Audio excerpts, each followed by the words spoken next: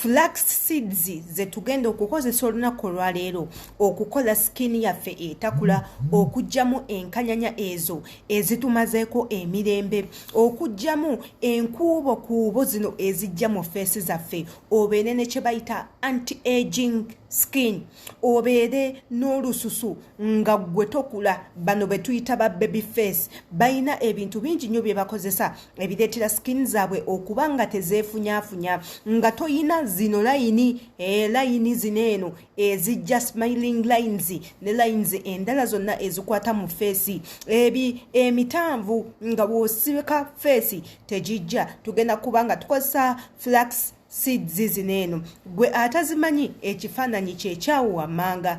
Amanya yenze Shila Adita atanaba kubanga o subscribinga ku YouTube channel yaffe muganda wange kyobo manya o missinga waka omulungi jangu oberenga otwettanira kyoyina okukola ku subscribinga, kwata ku kagambo subscribe towerabira notification bell gikonemu likinga video wobo gifunyemu ekyokuyiga commentinga wansawo otubulire biki byotategedde biki byoyagala tuddemu tukusomese oba tukuwabulemu. Olunaku olwaleero tugenda kubanga tukozesa flax seeds zineeno. Abasinga muziraba ensigo zineeno zibeera za brown ensigo ezo nno nyingi nnyo mu kukola akaskini, wabula nga balala bazeeyambisa okuba nga batta bacterias wansi, abakyala abalina bacterias. Naye ffe tugenda kuba tuzikozesa okuba nga tukola ku lususu lwaffe tubeere nga tetukula.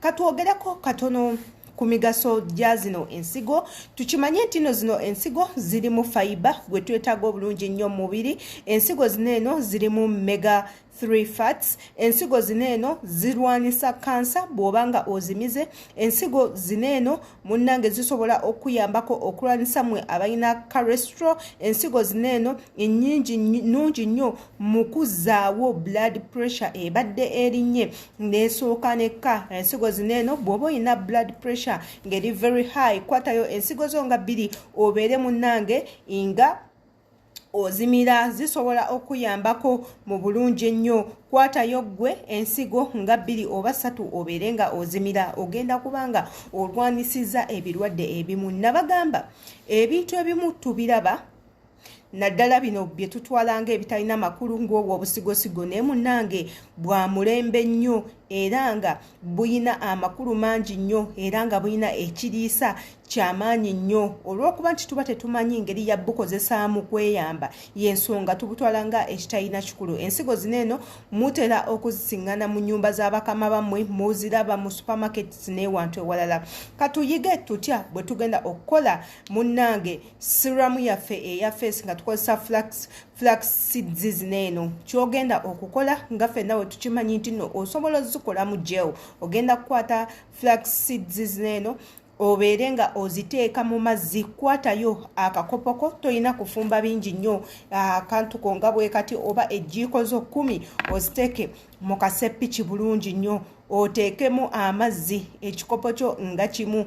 Munnange bw'omaliriza obeere ng'oteeka ku kyoto, birekeeko ku kyoto bibeere nga bitokota. Gwe ky'olina okukola olina kubeera nga otabulamu butabuzi, beera nga otabulamu obutabuzi.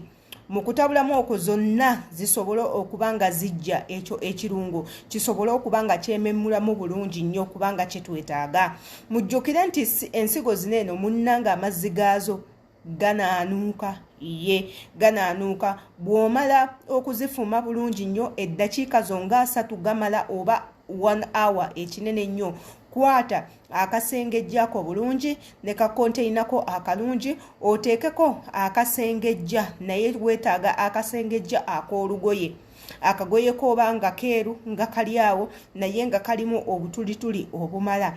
Kwata amazzi g'omaze okufumba aga flax seeds zineeno, obeere nga ogayiwa ku kagoye ako, naye teweerabira kuteekayo konteina wansi.